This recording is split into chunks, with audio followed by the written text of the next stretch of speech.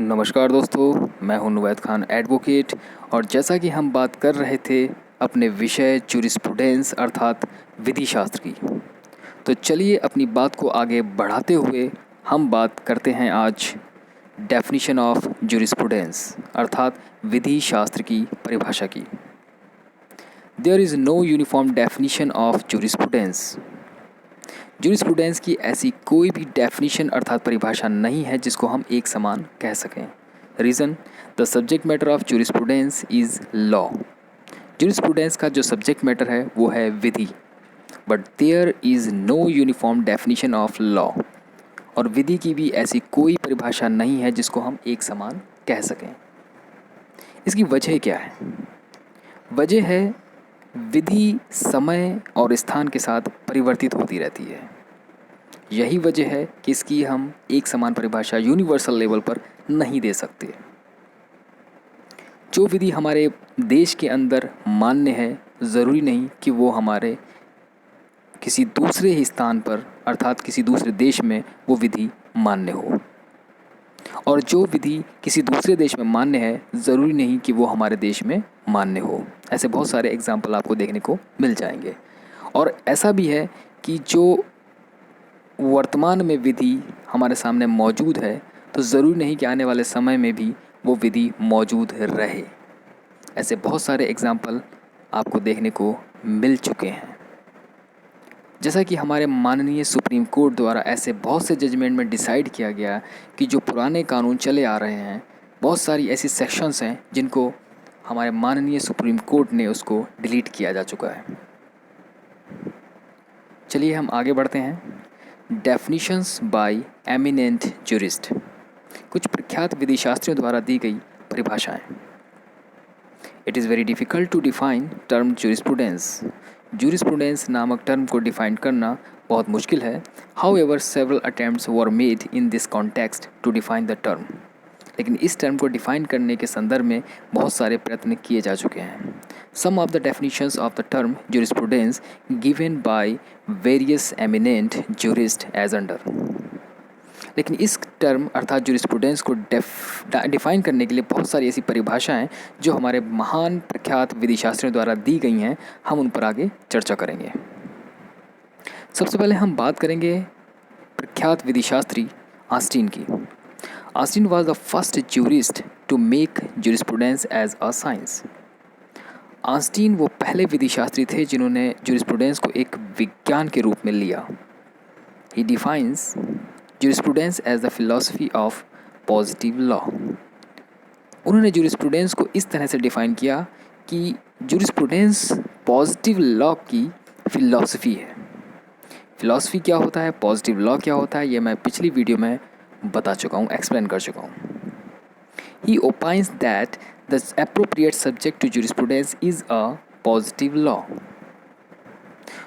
उसने अपने नज़रिए को आगे व्यक्त करते हुए कहा कि जूरिस्प्रूडेंस अर्थात विधिशास्त्र का जो विषय वस्तु है, इसका जो सब्जेक्ट है वो पॉजिटिव लॉ है। That is law as it is existing law, यानी कि वर्तमान में हमारे सामने जो कानून मौजूद है वही इसका अध्ययन के लिए ज़रूरी है। इन अदर वर्ड्स, अगर हम दूसरे शब्दों में बात करें, jurisprudence is not a moral philosophy.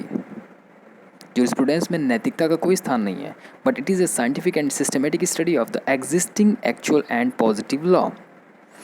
लेकिन जूरिस्प्रूडेंस जो है वो एक तरीके का साइंटिफिक और सिस्टमेटिक अर्थात वैज्ञानिक तरीके से एक क्रमबद्ध अध्ययन है।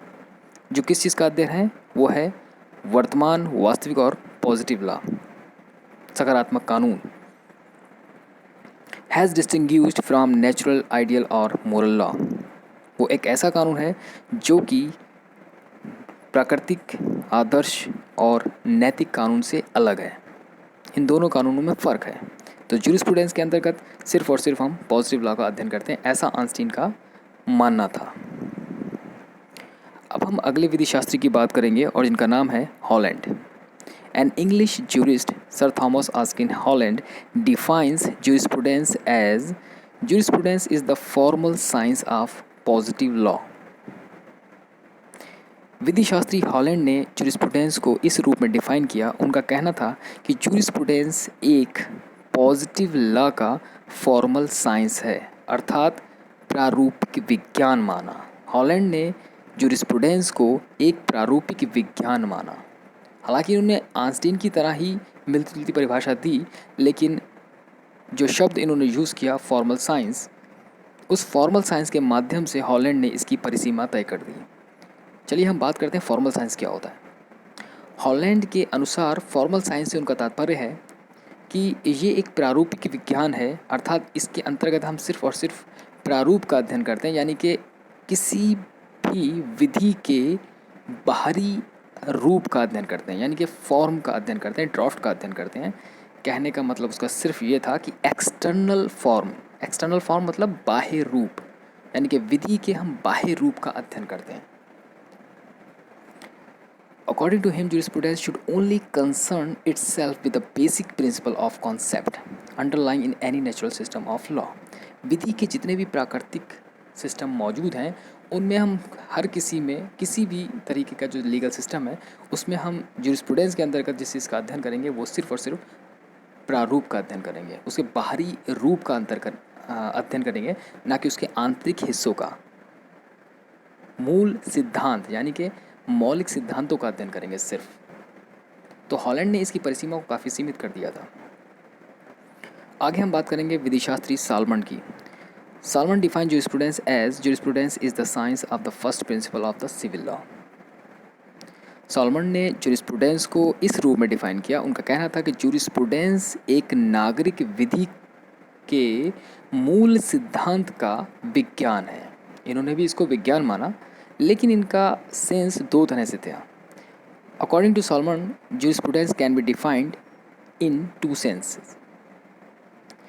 साल्मन के अनुसार जूरिस्प्रूडेंस को दो नज़रिए से व्यक्त किया जा सकता है। साल्मन ने दो नज़रिए से जूरिस्प्रूडेंस की डेफिनेशंस को डिफाइन किया। एक रूप उनका विस्तृत था और दूसरा संक्षिप्त। In the general sense, jurisprudence can be defined as science of civil law. अगर हम सामान्य नियम की बात करें, उनके सामान्य नज़रिए की बात करें, तो उन्होंने कहा कि नागरिक कानून का विज्ञान jurisprudence है। ये इनका एक विस्तृत रूप था। इसके अंतर्गत इन्होंने सारे लॉ से रिलेटेड एस्पेक्ट को इसमें समेट लिया था। इन द स्पेसिफिक सेंस, अगर हम एक विशिष्ट सेंस की बात करें, जो कि संक्षिप्त रूप की बात करें, तो jurisprudence can be defined as the science of the first principle of civil law. First principle का मतलब उनका पहला सिद्धांत नहीं है, बल्कि मौलिक सिद्धांत, मूल सिद्धांत, नागरिक विधि के मूल सिद्धांत का विज्ञान जूरिस्प्रूडेंस है, ऐसा उन्होंने माना। तो एक रूप इनका विस्तृत था और दूसरा रूप इनका संक्षिप्त था। The civil law consist of rules applied by courts in the administration of justice. न्याय को प्रशस्त करने के लिए न्यायालयों द्वारा जो नियम अप्लाई किए जाते हैं या फॉलो किए जाते हैं, ऐसे नियम जो न्यायालय द्वारा इस्तेमाल किए जाते हैं, वो सिविल लॉ के अंतर्गत आते हैं, यानी कि सिविल लॉ के अंतर्गत उनको रखा जाता है। तो इनका जो परिसीमा थी, इन्होंने भी एक परिसीमा तय की थी, और साल्मन भी न्यायालय के ही इर्द गिर्द घूमते नज़र आए। इन्होंने कोर्ट द्वारा जो रूल्स अप्लाई किए जाते हैं, उनके अध्ययन की ज़्यादा बात की। Salmond agrees with both Einstein and Holland only to the extent that jurisprudence is a science, a systematic study of basic principles of legal system. Salmon Einstein और हॉलैंड जैसे विधिशास्त्रियों से इस बात को लेकर सहमत थे कि जूरिस्प्रूडेंस एक विज्ञान है, एक क्रमबद्ध अध्ययन है, और लीगल सिस्टम के जो बेसिक प्रिंसिपल्स होते हैं उनका अध्ययन मात्र है। तो ये रही साल्मन की डेफिनेशंस। हमने जो आज चर्चा की वो आइंस्टीन, हॉलैंड और साल्मन नामक प्रख्यात विधिशास्त्रियों की परिभाषाओं पर एक नज़र व्यक्त की। तो उम्मीद करता हूँ मेरे द्वारा जो दी गई जानकारी आप लोगों के काम आएगी, और अगली परिभाषाओं की जो नेक्स्ट डेफिनेशंस हैं उन पर हम चर्चा करेंगे नेक्स्ट वीडियो में। तो अगर ये जानकारी आप लोगों को पसंद आई हो तो इसको लाइक करें, सब्सक्राइब करें और हो सके तो इसको शेयर करें।